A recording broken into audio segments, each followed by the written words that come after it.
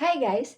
Welcome back to my YouTube channel. Ako po si Jackie, isang OFW land-based na kasalukuyang nagtatrabaho ngayon dito sa Riyadh, Saudi Arabia. Mag-share na naman ulit ako sa inyo ng isang topic na maaaring makatulong, lalong-lalo na sa mga first time na gustong magtrabaho dito sa Middle East. Ang topic na isi-share ko sa inyo for today's video ay galing sa comment ng ating mga kababayan na nag-comment sa previous ko na video. Sasagutin ko yung mga tanong nila sa akin. Ito yung tanong ni Kabayan Helen. May kudigo na naman ako guys. Shout out sa iyo kabayan. Kailangan po ba sabihin ang edad ng mga anak?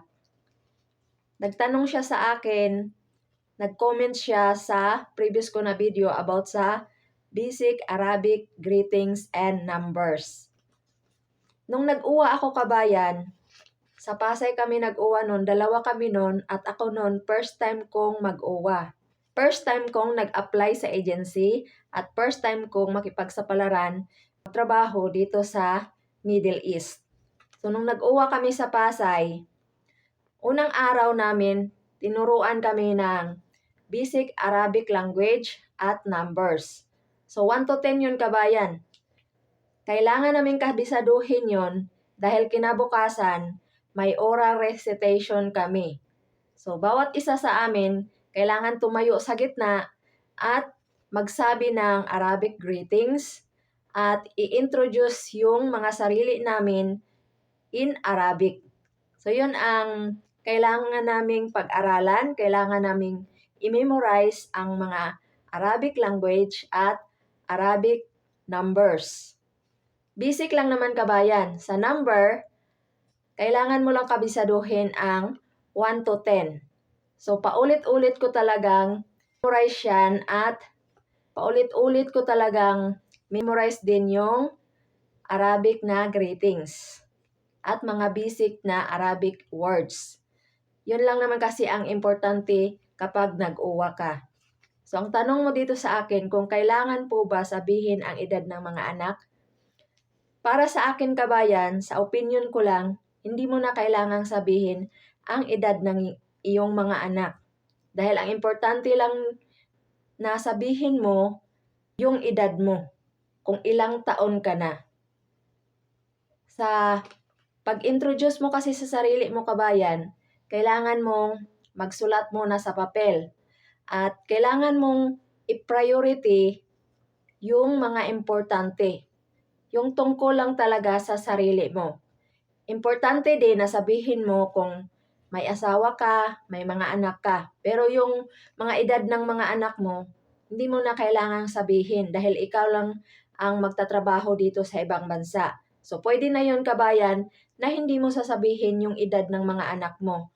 Ang importante lang na sabihin mo ay yung pangalan mo, saan ka nakatira, yung edad mo, at kung may asawa ka, may mga anak ka. Yun lang ang importante na sasabihin mo kapag pinatayo ka na sa harap or pina-oral recitation ka, yun lang ang kailangan mong sabihin.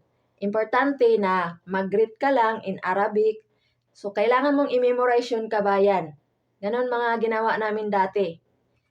Paulit-ulit talaga namin yung minimorize yung Arabic numbers, yung 1 to 10, yung Wahed. Nag-umpisa muna kami sa 0. Sefar, Wahed, Itnin, Talata, Arbaa, Kamsa, Sita, Sab'a, Tamanya, Tis'a, Ashra. So, yun ang memorize namin dati. Sa uwa kami. So, unang araw namin, tinuruan kami kung ano yung mga Arabic number 1 to 10, kung paano pagbigkas, at yung mga Arabic na words. Yung mga basic na Arabic na language or words. Tulad ng pintuan, kung ano yung Arabic niyan. Tulad ng CR, kung ano yung Arabic niyan. So, tinuruan kami sa uwa. So, ganito lang yung kabayan. Ang tips ko lang sa'yo, magsulat ka sa isang papel about sa iyong sarili. Tapos, di ba may itinuro sa inyo, sa unang araw nyo, tuturuan kayo kung ano yung Arabic ng ako. So, ang sasabihin mo doon, kapag pinatayo ka na sa harap, is more on yourself lang muna. Huwag mo nang sabihin yung about sa mga anak mo. Importante lang naman na sasabihin mo sa kanila na may mga anak ka. Pero kung yung edad nila, sasabihin mo pa, hahaba na kasi yung mga sasabihin mo. Kung first time ka kabayan, mahihirapan ka. Kasi hindi mo pa kabisado lahat ang Arabic na language. So, kailangan paiksiin mo siya, pero make sure mo lang na lahat ng detalye na tungkol sa'yo is kumpleto. Yun lang yung maibigay ko sa'yo na tips. Kapag mag-OWA ka, para pumasa ka sa OWA, ang isulat mo sa papel yung pinaka-importante, kung ano talaga yung pinaka-importante na sabihin doon sa OWA. Kapag pinatayo na kayo sa harap at magsabi yung instructor na introduce yourself in Arabic. So, yung sinulat mo sa papel, kailangan mong kabisaduhin yon. For example, Ana is me, my name is, ganun yun sa English kabayan. Ang pangalan ko ay, ako po ay, ganun sa Tagalog. So, yun ang example ko. Tapos, ang susunod dyan, yung edad mo. Ana hombre, kung halimbawa 35 ka na, unahin mo yung sa dulo, yung huli. Unahin mo yung 5. So, ang 5 is kamsa, tapos yung 3, talata. So, sa Arabic niyan, kamsa talatin o more. Ana hombre, kamsa talatin. Yun lang ang kailangan mong sabihin. Huwag mo nang pahabain yung introduction mo about sa sarili mo. Kasi kung mahaba, hindi mo na makakabisado at kapag nasa harap ka na, mami-mental block ka na at hindi mo na maalala kung ano yung sasabihin mo. Kailangan diretso kang magsalita at make sure mo lang na kompleto. So, isulat mo muna siya sa papel at kabisaduhin mo siya. Paulit-ulit mo siyang bigkasin or banggitin or paulit-ulit mo siyang i-memorize para kinabukasan hindi ka ma-fail sa exam or sa oral recitation. So, yun yung mga ginawa ko kabayan. First time kong mag-OWA, kabado talaga kami. Kabado ako kasi hindi ko alam kung ano yung mga kailangan sabihin. At kailangan lang naming sabihin kung ano talaga yung importante. So, ang ginawa ko, nagsulat ako sa papel at ang isinulat ko doon, maiksi lang siya, pero kumpleto tungkol sa akin. Kasi pag sasabihin mo pa ang edad ng mga anak mo kabayan, kung halimbawa 4 yung anak mo, so malilito ka na kasi sasabihin mo pa yung mga edad nila. So sa Arabic number, kapag ang edad ng anak mo, halimbawa nasa 16 years old, so si tataas. So malilito ka na niyan. Ang dami mo na ang kailangang tandaan. So para hindi ka malito, ang sasabihin mo lang, Ana fi walad, may anak akong lalaki. Kung ilan, sasabihin mo lang, halimbawa kung may anak ka na 2 lalaki at 2 babae, bali 4 yung anak mo. Sasabihin mo lang, Ana fi walad itnin, Ana fi bent itnin. So, yun lang ang kailangan mong sabihin kabayan. Hindi mo na kailangang sabihin yung mga edad nila. Kasi hindi naman niya yun importante. Basta malaman lang ng employer na may mga anak ka, may asawa ka, yun lang naman ang importante. Ang importante lang naman kapag mag-introduce ka about sa sarili mo is yung tungkol lang talaga sa sarili mo. Pero kung may asawa ka at may mga anak ka, pwede mo na rin sabihin na Ana fi Diyos, may asawa po ako, at pwede mong sabihin na Ana fi walad, Ana fi bent. Yan lang ang kailangan mong sabihin kabayan kapag nag-OWA ka. So, kailangan nyo munang isulat sa papel ang pinaka-importante. For example, my name is, sasabihin mo, Ana is me. Tapos, sasabihin mo, Ana hombre, Ana fi Diyos, Ana fi walad, Ana fi bent. Yun lang ang pinaka-importante na kailangan mong sabihin. Tapos, kailangan mo rin sabihin kung taga saan ka. So, yun lang yung mga basic na Arabic na pag-i-introduce mo sa sarili mo.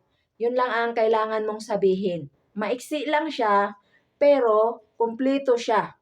Pangalan mo, edad mo, at kung taga saan ka, at kung may asawa ka, may mga anak ka, kung ilan yung babae, kung ilan yung lalaki. So, kumpleto na yun, kabayan, pwede na yun. Yung Arabic greetings, kabayan, wag mo lang din siyang kalimutan. Kasi napaka-importante nun. Ang unang-una mong sasabihin, yung Arabic greetings muna. For example, Marhaba, ana ismi. So, ganon ang kailangan mong sabihin, kabayan. So, ituturo naman yon sa inyo. Ituturo yon sa unang araw ng pag-uuwa nyo. So, ang pagkabisado mo rin sa Arabic number, tatandaan mo lang naman dyan, ang importante, 1 hanggang 10 or 0 hanggang 10. So, yun lang ang kailangan mong tandaan. So, ang Arabic ng 1 is wahed. Tapos 2, itnin. 3, talata. 4, arbaa. 5, kamsa. 6, sitta. 7, sab'a. 8, tamanya. 9, tis'a. 10, ashra. Yun lang ang kailangan yung ulit-ulitin.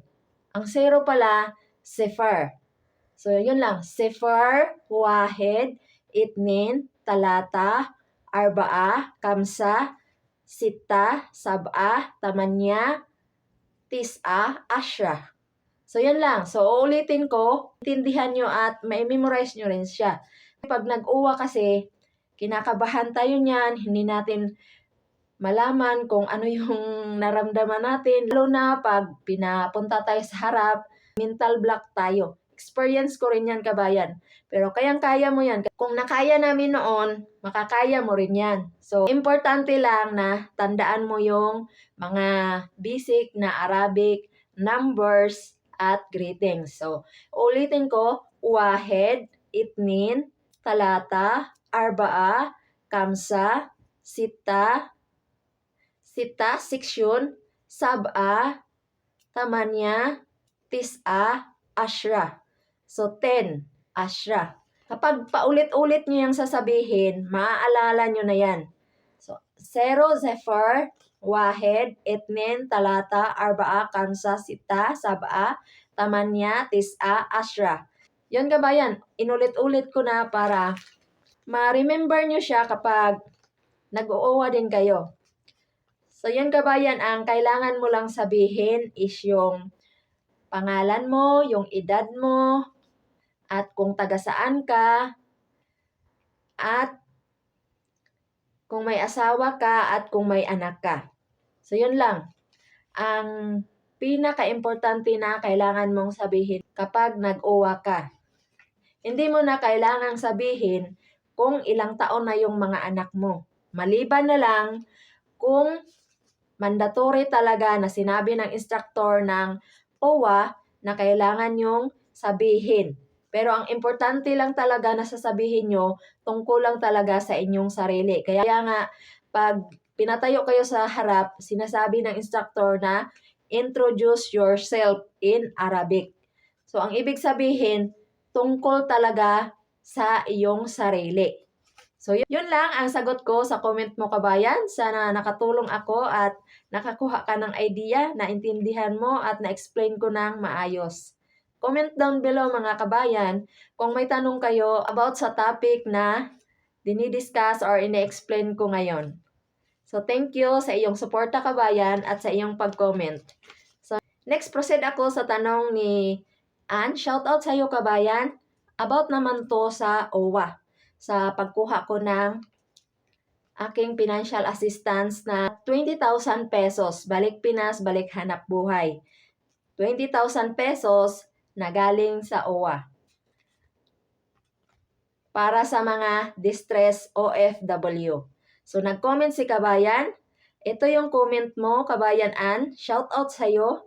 Ma'am, what if wala pong referral? Galing po sa Pulo OWA. Ilang beses na raw siyang tumawag, hindi raw sumasagot. Hindi raw makontak. At flight na niya at yung pamasahe sa kanya raw. Ang tanong niya sa akin kung makakakuha pa ba siya ng 20,000 pesos na financial assistance galing sa OWA. So, ganito ang explanation ko sa comment mo, Kabayan. Sa na-experience ko din kasi, Kabayan, hindi ko nakuha agad-agad yung 20,000 pesos. Nung nasa Bahrain ako, nag-complain ako sa Philippine Embassy. Pinagawa ako ng salaysay doon. Nasigawan pa ako ni Sir Arnel sa Philippine Embassy. At gumawa ako ng salaysay. In-explain ko sa salaysay ko. Sinabi ko sa salaysay ko na wala akong sahod sa previous ko na employer. At yung pinagtrayalan ko ng mga employer ay hindi rin ako sinahuran. At yung agency. Kinumplain ko rin yung agency. So, yun ang nangyari, Kabayan. Hindi ko rin agad-agad nakuha yung 20,000 pesos. After 1 month, doon ko palang nalaman yung result. Doon palang naasikaso yung complaint ko, Kabayan. So, after 1 month, buti na lang nagtrabaho muna ako pansamantala sa labas. Bali, nag-TNT muna ako sa RIFA. Doon muna ako umextra. Marami din akong pinagdaanan, Kabayan. Marami din akong experience na pinagtrabahuan ko. Patago-tago akong nagtrabaho para lang may sahod ako at may pantustos ako sa pangangailangan ko habang nag-aantay ako ng result ng aking complaint. So, hindi rin siya madali, Kabayan. Hindi ko rin nakuha agad yung 20,000 pesos. Ang ginawa ko, habang nagtatrabaho ako sa labas, tumawag ako sa DMW sa Pilipinas. So, nasa Bahrain ako noon, tinawagan ko yung DMW at tinawagan ko rin yung OWA sa Pilipinas. Hindi lang ako sa Philippine Embassy nag-complain, tumawag din ako sa OWA at DMW sa Pilipinas. Habang nasa Bahrain ako, habang nagtatrabaho ako sa RIPA, habang inaantay ko yung result ng aking complaint, napalo up ko din yung OWA sa Pilipinas at yung DMW. Ang ibig kong sabihin, tinawagan ko din yung OWA sa Pilipinas at DMW. So, sila yung tumawag sa Philippine Embassy sa Bahrain. Pagkatapos nilang matawagan, umaksyon na ang Philippine Embassy. So, ang ginawa din ng Philippine Embassy, hinold nila ang mga kontrata na pinapa-verify ng agency ko sa Bahrain. Dahil ang agency, nagpapa-verify yan ng kontrata sa Philippine Embassy. So, yun, Kabayan, ang nangyari din sa akin. Kapag tinawagan mo ang Pulo OWA, Kabayan, hindi talaga yan agad-agad na sumagot. Hindi talaga sila agad-agad na mag-response or sasagot sa mga tawag natin. Napaka-busy ng Pulo OWA, Kabayan. Na-experience ko na rin yan. Hindi mo sila basta-basta makukontak. So, ang gagawin mo na lang, Kabayan, pag dumating ka na sa Pilipinas, Kabayan, pumunta ka sa OWA. Pwede ka namang mag-complain sa OWA at pwede mong sabihin sa OWA na yung pamasahe mo ay galing sa sahod mo. Ikaw yung bumili ng plane ticket mo. Pwede mong sabihin na ganun, Kabayan. At kung may valid reason ka, for example, sinaktan ka, kaya napauwi ka, at for example, hindi ka sinasahuran ng maayos, pwede kang mag-complain sa OWA, Kabayan, at may posibilidad na ang pinambili mo ng plane ticket, iriripan niya ng agency. Basta mag-try ka lang, Kabayan. I-try mo lang na mag-complain sa OWA sa Pilipinas. Kung hindi ka man nakapag-complain dito sa Pulo OWA sa ibang bansa, pagdating mo sa airport, Kabayan, may OWA dyan, mag-complain ka, magsabi ka ng totoo, at tutulungan ka ng OWA. Pero hindi ko lang ma-sure sa iyo kabayan kung mabigyan ka ng 20,000 pesos. Ang pwede mo lang gawin, i-complain mo lang kapag may sinabi sila na tutulungan kanila at mabigyan kanila ng financial assistance, yun ang maganda kabayan. Kapag sinabi ng OWA na pwede mong iparipan yung plane ticket mo at pwede kanilang matulungan, mabibigyan kanila ng financial assistance, maganda yun kabayan. Basta mag-try ka lang na magsabi sa OWA at mag-complain sa OWA tungkol sa sitwasyon mo, tungkol sa nangyari sa'yo, at sabihin mo sa OWA na ikaw ang bumili ng plane ticket mo. Kung hindi ka nakapag-complain dito sa Pulo OWA sa ibang bansa, may chance ka pa kabayan na mag-complain sa OWA sa Pilipinas. So, itry mo lang kabayan, pero hindi ko makaka-sure kabayan or hindi ako makakasiguro 100% na mabigyan ka ng 20,000 pesos na financial assistance galing sa OWA. Sila kasi ang magdidesisyon nun kabayan. At tayo, ang kailangan lang natin gawin kapag napauwi tayo sa Pilipinas at hindi natin natapos yung ating kontrata at may valid reason tayo, kailangan lang nating sabihin sa OWA. So mag-complain lang tayo at kung ano yung mga sasabihin nila, for example, nagsabi sila sa iyo na pwede mong iparipan yung plane ticket mo at bibigyan kanila ng financial assistance, so magpasalamat ka na rin sa OWA. At nakita nila na active member ka, so may posibilidad talaga na mabibigyan kanila ng 20,000 pesos na financial assistance dahil distressed OFW ka at active member ka ng OWA. Titingnan kasi nila yan kabayan sa computer. Kung active member ka, 20,000 pesos yung makukuha mo. Pero kung hindi ka active member sa OWA kabayan, nasa 10,000 pababa lang yung maibigay nila na financial assistance sa'yo. Depende pa yon kung ano yung sasabihin nila. Kung halimbawa sasabihin nila sa iyo na pwede ka nilang bigyan ng financial assistance na 5,000 pesos, okay na rin yung kabayan. Kasi makikita nila yan sa computer kabayan. So, kailangan talaga i-make sure natin na active member tayo ng OWA. Napakalaking tulong nun kapag napauwi tayo ng Pilipinas, naging distress OFW tayo, so malaking tulong na yung 20,000 pesos na ibibigay ng OWA para sa atin. So yun kabayan yung naging experience ko. So sa mga kababayan ko na nandito sa ibang bansa at nagkaproblema sa amo na pauwi na hindi pa tapos yung kontrata dahil sa mga problema sa amo at kung may valid reason naman kayo, pwede kayong mag-complain sa OWA. So, pwede kayong mag-complain sa OWA. At sila din yung magsasabi kung magkano ang ibibigay nila sa inyo na tulong pinansyal. So, yun kabayan, ang sagot ko sa tanong mo. Kung hindi natin sila makontak dito sa ibang bansa, dyan na lang sa OWA sa Pilipinas, dyan na lang tayo mag-complain at sabihin natin na tayo ang bumili ng plane ticket at yung OWA, ipapatawag nila yung agency.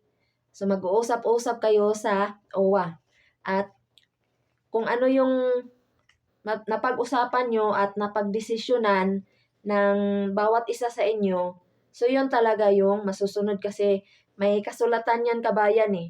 Kung halimbawa, sinabi ng OWA na pwede mong iparipan yung ticket mo sa agency mo at kung magkano talaga yung halaga ng plane ticket mo, yun talaga yung iriripa ng agency. Pero kung makiusap yung agency na pwedeng kalahati na lang dahil may problema din sila, kinakapos din sila, so depende yon sa pag-uusap nyo kabayan. Basta itry mo lang na mag-complain sa OWA sa airport sa Pilipinas.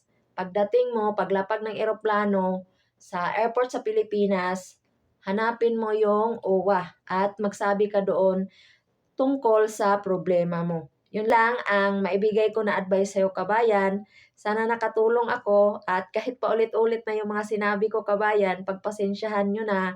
Mas maganda yung uulit-ulitin ko para mas lalong maintindihan ni Kabayan Ann kung ano ba talaga ang dapat niyang gawin. Karamihan kasi sa ating mga OFW, Hindi nila alam kung saan sila magko-complain, kung ano ang dapat gawin kapag naka-encounter sila ng mga problema sa employer nila. So, yun ang problema. Iba naman nating mga kababayan na OFW, natatakot din silang magsumbong at wala silang tiyaga na mag-complain dito sa ibang bansa. Kasi hindi talaga basta-basta kabayan kung mag-complain ka dito sa ibang bansa. Marami din kasing problema ang karamihan sa ating mga kababayan at nakatira sila or nag-stay sila sa Philippine Embassy. Marami ding trabaho ang staff ng Philippine Embassy. Kaya minsan, kapag tumawag tayo sa Pulo OWA dito sa ibang bansa, hindi talaga agad sila makakasagot sa ating mga tawag. Ako nga dati, isang buwan ko talagang inantay. Nag-complain ako sa Philippine Embassy sa Bahrain at lumabas ako, hindi ako nag-stay sa Philippine Embassy. Pumunta ako sa kaibigan ko at nagtrabaho ako sa Blue Shine Company as a cleaners. So nagpatago-tago ako, wala akong mga dokumentong hawak. Naglakas loob lang talaga ako habang pinoproseso ko yung complaint ko sa Philippine Embassy. Nagtrabaho muna ako ng patago-tago. Kumbaga nagti-inti ako sa Bahrain. Wala akong hawak na passport, wala akong hawak na ikama. Dahil hindi binigay ng amo ko dati. Hindi binigay ng amo ko na una. Hawak nila yung mga dokumento ko. So naglakas loob lang talaga ako. Isang buwan ang inantay ko bago umaksyon yung Polo OWA Bahrain. Tawag muna ako sa OWA sa Pilipinas at DMW. Buti na lang din, may mga kaibigan din ako na concern sila sa akin at binigyan nila ako ng number ng OWA sa Pilipinas at DMW. So yan ang ginawa ko kabayan. Isang buwan din bago umaksyon yung Polo OWA Bahrain. At pinatawag pa nila yung manager ng agency ko. Dahil naka-hold na yung mga kontrata sa Philippine Embassy, hindi na makapag-flight ng mga aplikante yung agency sa Pilipinas. Dahil dalawa yan sila, isang agency sa Pilipinas, may counterpart talaga yan na agency dito sa ibang bansa. May tie-up agency sila dito sa ibang bansa. So, dalawa silang mag-uusap kung paano yung gagawin nila para makaalis yung aplikante. Ganyan yan kabayan. Tapos yung agency dito sa Pilipinas, ang gagawin din niya, yung mga kontrata, bago yan ipadala sa Pilipinas or isend nila sa Pilipinas, ipapa-verify muna nila yan sa Philippine Embassy. So dahil nag-complain ako noon sa Philippine Embassy, sa agency ko dito sa ibang bansa, sa agency ko sa Bahrain, hinold nila yung mga kontrata para masettle yung complaint ko sa agency ko. So pinatawag nila yung manager ng agency at tinawagan din ako. Patago-tago ako nun kabayan, nasa ripa ako nun. Nag-extra job muna ako. Tapos tawag pa ng tawag yung amo ko na una, kung saan ako nakatira, kung saan ako nagtrabaho. So natatakot din ako kabayan. So nilakasan ko na lang talaga yung loob ko. Pero alam ng Philippine Embassy, alam ni Ma'am Regina Manlapas. Mabait yun kabayan, siya yung nag-asikaso sa mga papeles ko. So ang ginawa nila, pinatawag nila yung manager ng agency. Tapos tinawagan din ako na andito na yung manager ng agency at kailangan mong pumunta dito, mag-report ka dito para magkita kayo para masettle na yung problema. So yun, nabayaran ako, kung ano yung complaint ko, binigay lahat sa akin. Binayaran ako sa sahod na hindi ko na tanggap. Binayaran ako kung ano man yung complaint ko, sinettle ng agency. Tapos may kasulatan kami, may pinirmahan ako at pumirma din sila. At binilhan pa nila ako ng plane ticket. So hindi ako ang bumili ng plane ticket pauwi ng Pilipinas. Yung agency. Kasi tayong mga OFW, 2 years na shoulder tayo ng agency. For example, nagka-problema ka sa employer mo, sinaktan ka, wala kang sahod, hindi ka pinapakain. naka-experience ka ng pang-abuso, minaltrato ka, naka-experience ka ng pambabastos ng employer mo, pwede mo yang i-complain. Nasa kontrata yan kabayan na pwede kang mag-break contract. Pwede mo silang i-complain at kapag nag-complain ka, for example, nag-complain ka, umuwi ka, nag-break contract ka, at hinatid ka ng amo mo sa Philippine Embassy or sa agency at nagdesisyon ka na uuwi ka ng Pilipinas. So, ang gagawin ng agency, bibilhan ka nila ng plane ticket at sila yung mag-aasikaso ng pag-exit mo. Sila yung magka-cancel visa. Kung halimbawa, hindi na nakikialam yung employer mo dahil nagka-problema ka nga sa employer mo, so ang agency ang mag-aasikaso niyan. Tulad sa nangyari sa akin, nagka-problema ako, so nagpahatid ako sa agency at nag-trial ako ng mga ilang employer, hindi ako komportable at hindi ko nagustuhan. So, nung last na pinagtrialan ko, nagsabi na ako kay madam na kung pwede, hatid niya ako sa Philippine Embassy. Pumayag naman siya at hinatid ako sa Philippine Embassy. Tapos binigyan ako ng sahod ko. Doon ako nagkaroon ng chance na makapag-complain. So yun, nag-complain ako at 1 buwan ang inantay ko bago ako nakauwi ng Pilipinas, bago ko natanggap yung sahod ko, lahat ng problema ko na-isettle. So, agency ang tumulong sa akin na maka-exit ako ng Bahrain at sila din yung nagpa-cancel ng visa ko. So, yun ang nangyari kabayan. So, sana nakakuha ka ng idea, nadagdagan yung kaalaman mo kabayan, kung ano ba yung dapat nating gawin kapag naka-encounter tayo ng mga problema tulad sa problema na na-encounter ko sa Bahrain. Nagka-problema ako sa amo ko at hindi ako nakakuha ng sahod ko or hindi ako nakatanggap ng sahod ko.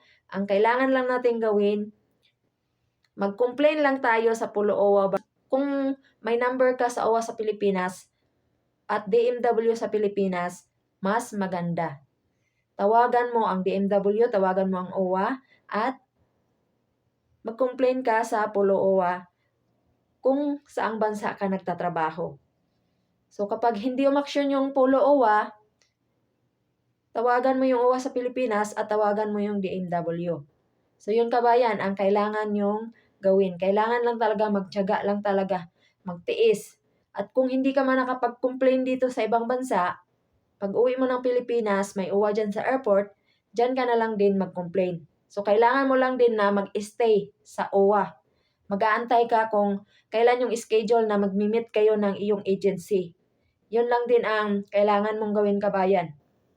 Kasi papatawag yan ng OWA sa Pilipinas, yung agency mo, at kailangan magharap kayo, mag-meet kayo at pag-usapan nyo kung ano yung naging problema sa'yo, kung ano yung nangyari sa'yo dito sa ibang bansa, at yung plane ticket, pag-usapan nyo rin kung i-refund ba nila or hindi. So sila din yung magde-decide kabayan. At tungkol doon sa financial assistance na 20,000 pesos, ang OWA din ang magde-decide niyan. Ako kasi, binigyan na ako ng referral ng Pulo OWA Bahrain.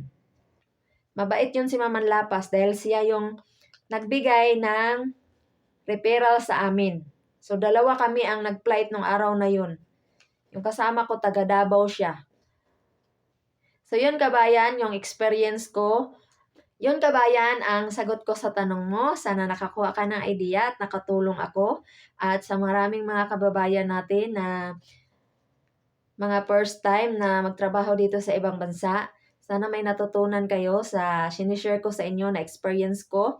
At kung nagustuhan nyo ang mga ganitong topic about sa buhay OFW, about sa mga experience na sinishare ko sa inyo, paki-press nyo ang like at mag-comment na rin kayo below kung ano pa yung mga tanong nyo about this topic, about sa mga sinishare ko na experience ko, about sa aking experience sa pagtatrabaho dito sa ibang bansa. Comment na rin kayo kung may tanong kayo sa topic na sinishare ko sa inyo ngayon. Subscribe to my channel at pakipindot nyo na rin ang notification bell para ma-update kayo sa mga video na i-upload ko. Maraming salamat sa inyong suporta at panonood sa aking mga video. God bless sa ating lahat.